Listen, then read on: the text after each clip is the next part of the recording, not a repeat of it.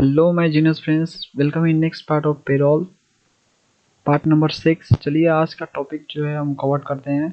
तो जो हमारा आज का टॉपिक है एम्प्लॉयर्स स्टैट्यूटरी कंट्रीब्यूशंस। तो एम्प्लॉयर्स स्टैट्यूटरी कंट्रीब्यूशन क्या होता है पहले जान लेते हैं, उसके बाद जो है इसका पे हेड्स बनाएंगे। तो फ्रेंड्स, जो आपका एम्प्लॉय का कुछ डिडक्ट होता है सैलरी में से कुछ पार्ट, तो एम्प्लॉयर भी उसमें ऐड करता है। ठीक है, यानी कुछ ना कुछ पार्ट होता है जो एम्प्लॉयर जो है कंट्रीब्यूट करता है। जैसे कि पीएफ में कुछ कंट्रीब्यूट करता है, पीएफ में भी वो देता है, ईएसआई में भी देता है, ईपीएस में देता है, एनपीएस में देता है। तो वो जो है अपना भी कुछ लगाता है, आप ही के अकाउंट में डालता है। ठीक है, और लेकिन अपना लगाता है। तो आज की वीडियो में कवर करेंगे कि वो कितना लगाता है और क्या क्या लगाता है, और उसका पीरियड हम किस तरह से टैली प्राइम के अंदर क्रिएट करते हैं। तो पहले चलिए देखिए चार्ट देख लेते हैं। तो ये देखिए चार्ट हमारा जो है फ्रेंड्स, यहाँ पे चार्ट देख सकते हैं। आपको जो ब्लू दिख रहा है, ब्लू कलर में, वो सारा जो है एम्प्लॉयर के द्वारा कंट्रीब्यूट किए जाने वाला है आपका। तो यहाँ पे देखिए पीएफ में भी वो जो है कंट्रीब्यूट करता है। पीएफ में जो 3.67% कंट्रीब्यूट करता है। और यहाँ पे देखिए उस पर ये वाला जो साइड है फोकस मत कीजिएगा, ये कोरोना वाला टाइम का है जो कि अब चला गया है। कोरोना नहीं गया है, हम ये बोल रहे हैं कि जो है वो टाइम चला गया है, क्योंकि मई से लेकर जुलाई तक था एप्लीकेबल, अब नहीं है।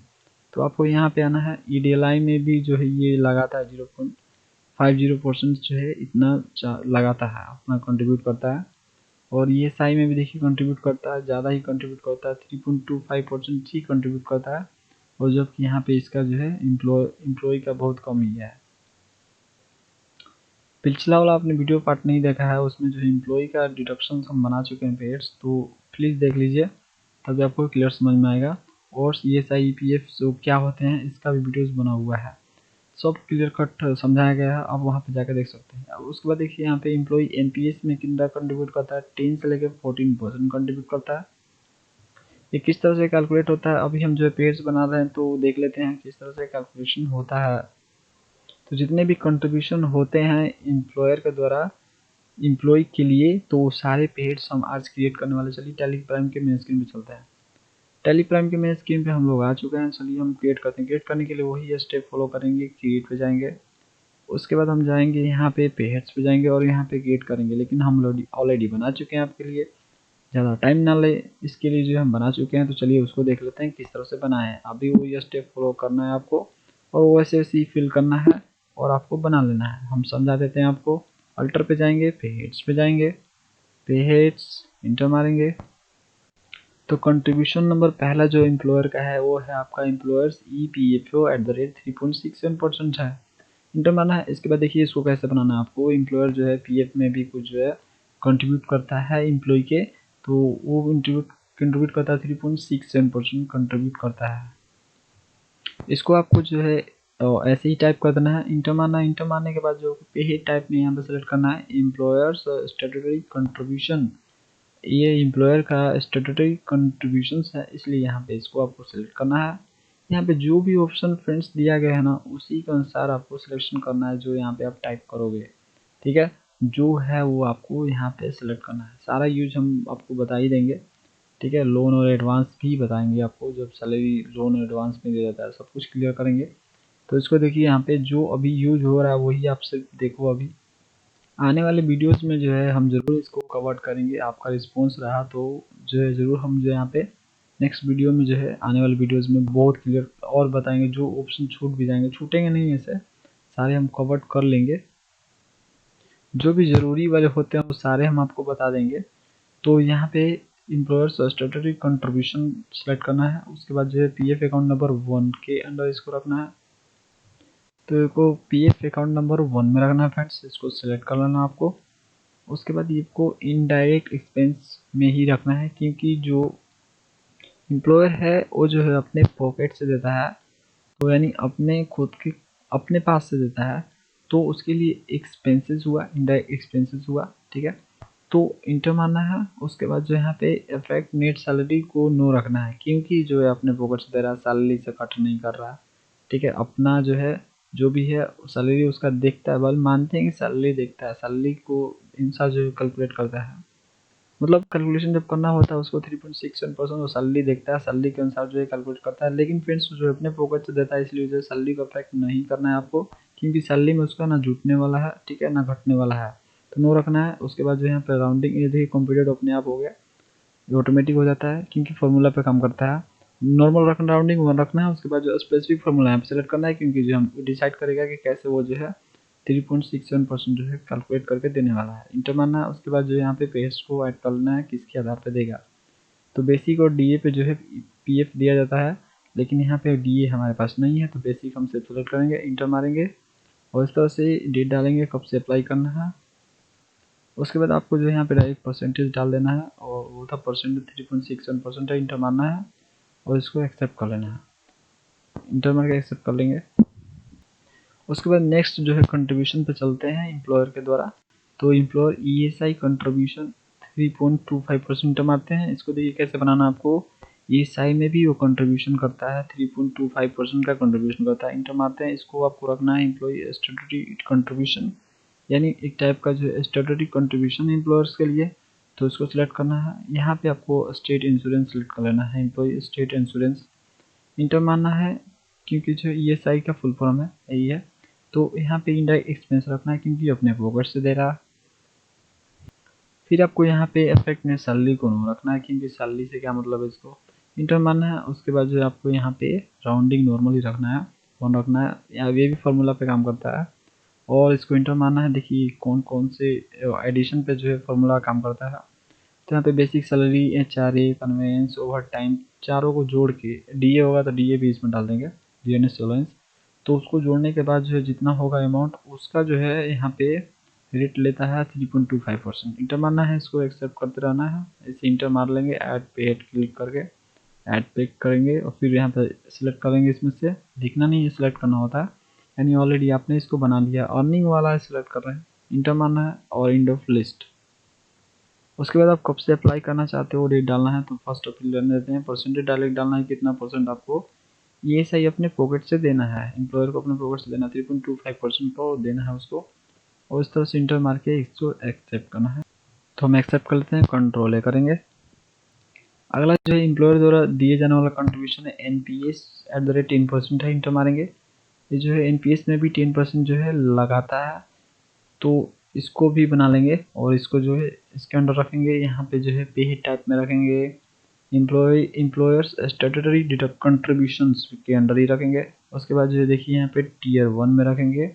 टियर 1 टियर 2 क्या होता है आपको बता चुके हैं, ऐसे ही टियर 1 में ही सिर्फ लगाता है, जो एम्प्लॉयर होता है टियर 1 में लगाता है, क्योंकि रिटायरमेंट के बाद दिया जाता है आपको।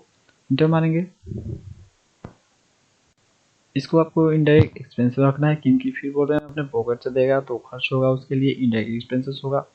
यहाँ पे सैलरी को अफेक्ट नहीं करेगा, क्योंकि सैलरी से क्या लेना देना है, सैलरी तो सिर्फ आधार है, ठीक है, सैलरी में जुड़ेगा नहीं तो उसके अकाउंट में जाएगा, एनपीएस के अकाउंट में जाएगा, सैलरी में नहीं जाएगा। यहाँ पे डालेंगे, तो इसको ऐसे ही प्रिंट करवाना चाहते हैं। उसके बाद जो कंप्यूटर रखेंगे, देखिए यहाँ पे डिसाइडेड है, यानी एम्प्लॉयर चाहे तो जो अपने अनुसार भी जो डिफाइन कर सकता है कि इस तरह से हम जो 10% देना चाहते हैं, तो कंप्यूटर रखेगा तो जो है उसके अनुसार यहाँ पे फार्मूला सेट होगा, उस फार्मूला पे जो है वो दे सकता है। यूजर डिफाइंड होगा तो यूजर यहाँ पे डिफाइंड यूजर यानी एम्प्लॉयर डिसाइड करेगा कि किस तरह से हमको देना है, किसको आधार मान के हमको देना है यहाँ पे, ठीक है। इसमें से मतलब सिलेक्शन नहीं करेगा, वो अपने से डिसाइड करेगा।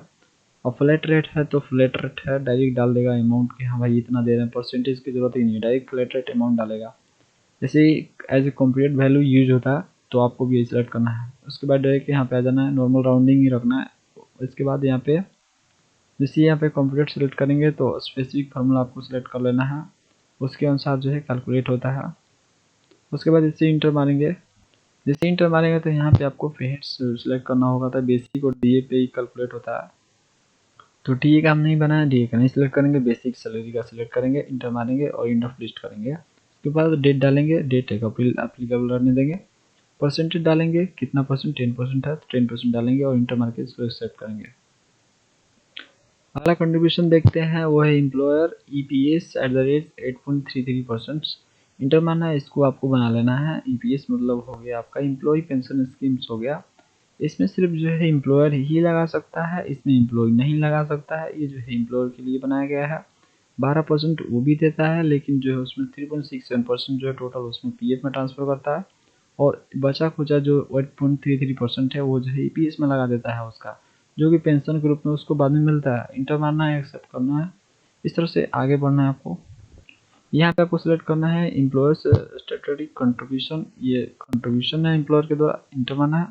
उसके बाद अकाउंट नंबर 10 में रखना है ईपीएस, अकाउंट नंबर 10 में आता है। चार्ट देख लो, चार्ट सब देखोगे ना तो उसमें क्लियर दिखा है। जो मैं अभी चार्ट दिखा है आपको, ये रहा चार्ट्स। तो इसमें देखिए टोटल मैंने इसमें लिखा भी है, वही चीज़ यहाँ पे हम बनाए हैं। तो इस पर यहाँ पर सिलेक्ट कर लेना है आपको अकाउंट नंबर 10। हमें अकाउंट नंबर 10 सिलेक्ट करेंगे। उसके बाद ये भी एक्सपेंस होगा, क्योंकि वो जो अपने पॉकेट से देगा, ठीक है। तो इसके लिए इनडायरेक्ट एक्सपेंस होगा। सैलरी को इफेक्ट तो करेगा नहीं, क्योंकि अपने पॉकेट से देगा, और इसमें जो है ऐड नहीं होगा, ना सैलरी में ऐड होगा, वो डायरेक्ट जो ईपीएस अकाउंट में ट्रांसफर होगा। इंटर मारना है। उसके बाद नॉर्मल राउंडिंग रखना है, उसके बाद वन रखना है, प्लस यहाँ पे फॉर्मूला पे लगा देना है कि किसके आधार पे हम कैलकुलेट करेंगे। ऑन स्पेसिफिक फार्मूला लगाएंगे, और जो है आधार मानेंगे बेसिक सैलरी का जो है हम 8.33% जो है टोटल, और मतलब एम्प्लॉयर देगा ईपीएस अकाउंट में। एंड ऑफ लिस्ट मारेंगे। उसके बाद जो है एप्लीकेबिलिटी लगा देंगे, फर्स्ट ऑफ ही चलेगा। उसके बाद जो है यहाँ पे डिसाइड कर लेंगे कि कितने के रेंज में चलेगा, मतलब 0 से लेकर 15,000 उसका इनकम है, सैलरी बेसिक सैलरी है, तो उसका जो है 8.33% यहाँ पे डालेंगे। मतलब उसका 0 से लेकर 15,000 के बीच में अगर सैलरी है, 0 तो नहीं होगा, कहने का मतलब है जो 5,000 मान लीजिए मिनिमम, 6,500 मिनिमम चलिए। तो उसके ऊपर का सैलरी है, तो उसको 8.33% जो है उसका हम जो है ईपीएस ट्रांसफ़र कर देंगे उसके ईपीएस अकाउंट में। एम्प्लॉयर खुद करता है अपना ही पॉकेट से। परसेंटेज उसके ऊपर अगर उसका सैलरी है तो डायरेक्ट फ्लैट हम 1250 रुपये डालते हैं, मतलब 8.33% लगभग इसका कैलकुलेट करेंगे फ्रेंड्स, तो 1250 लगभग आ जाएगा।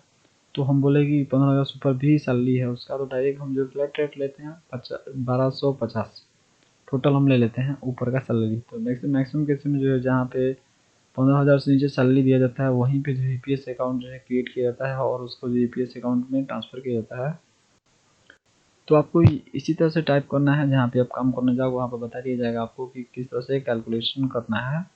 वो रेंज देगा, लेकिन नॉर्मली केस में ये होता है 15,000 से नीचे का। अभी फिलहाल में जो चल रहा है 15,000 ही चल रहा है, लिमिट मैक्स लिमिट जो है 15,000 ही है। ईएसआई के लिए 21,000 कर दिया गया है, तो 21,000 से नीचे का जो है तो उसी का ईएसआई कटेगा, ऊपर वाले का ईएसआई नहीं कटेगा। वैसे ही जो है ईपीएस उसी का कटेगा जो जिसका 15,000 सैलरी नीचे है, ऊपर वाले का नहीं कटेगा। ऊपर वाले के लिए कुछ कंडीशंस है, ठीक है। जो यहाँ पे मान लीजिए कि 15,000 से ऊपर का है, तो डायरेक्ट हम 1250 लेंगे, एक्स्ट्रा आपका नहीं लेंगे, मतलब 8.33% नहीं लेंगे, डायरेक्ट हम उतना ही अमाउंट लेंगे, ज़्यादा नहीं लेंगे आपसे। इंटर मार के इसको एक्सेप्ट करना है आपको, तो एक्सेप्ट कर लेंगे। नेक्स्ट कंट्रीब्यूशन पे चलते हैं। एम्प्लॉयर के द्वारा एम्प्लॉयर ईडीएलआई कंट्रीब्यूशन 0.5%। तो देखिए ईडीएलआई में भी कंट्रीब्यूट करता है एम्प्लॉयर, इसमें आपका 0. मतलब लगभग आधा % जो है आपका कंट्रीब्यूट करता है, इसको आपको ले लेना है।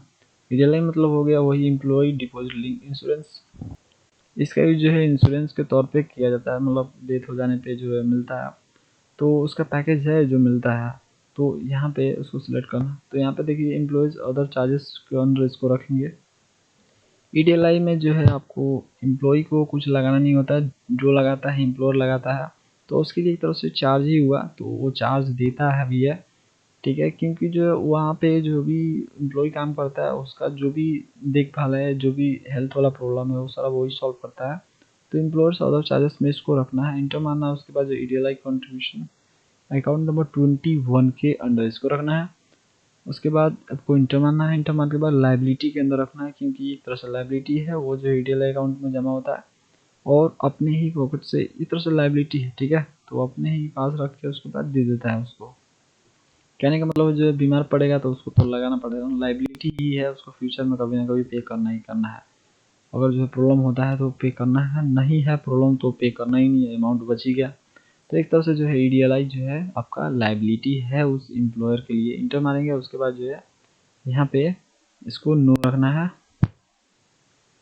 नेट सैलरी को इफेक्ट करेगा नहीं, क्योंकि नेट से इसका लेना देना नहीं है। सिर्फ इतना है कि 0.5% जो है कटता है और पीएफ क्रॉस पे। तो इंटर मारना है। यहाँ पे देखिए डेट कब कब से लगाना, ये आपको इसमें कुछ डालने की जरूरत नहीं, राउंडिंग डाला जाता है इसमें, ठीक है ना। यहाँ पे कैलकुलेशन टाइप कुछ नहीं डालना आपको, ये चार्जेस में आते हैं जो कि उसको देने पड़ते हैं आपको। पीएफ ग्रॉस पे करता है, मतलब टोटल पीएफ निकाला जाता है। पीएफ निकालने के बाद जो भी आता है अमाउंट उसके ऊपर जो है कैलकुलेट किया जाता है 0.5%। ये आपका सैलरी पे कैलकुलेट नहीं होता, पीएफ के क्रॉस पे होता है। फर्स्ट कब से अप्लाई करना है आपको यहाँ पे डाल देना है। उसके बाद यहाँ पे डालना है 15,000 मिनिमम।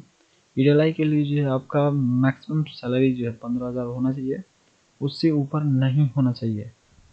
गवर्नमेंट ने एक लिमिट दिया है, उसी के अनुसार जो होता है, ये चेंज होता रहता है। तो फिलहाल में अभी जो यही है 15,000 से है कि उसके नीचे आपका सैलरी है, तब जो है आपका ईडीएलआई कंट्रीब्यूशन किया जाएगा एम्प्लॉयर के द्वारा। तो इसको डाल लेंगे, परसेंटेज हम वो डालेंगे जो यहाँ पे लिखे हैं, वो है 0.50%। इंटर मार के इसको एक्सेप्ट कर लेना है।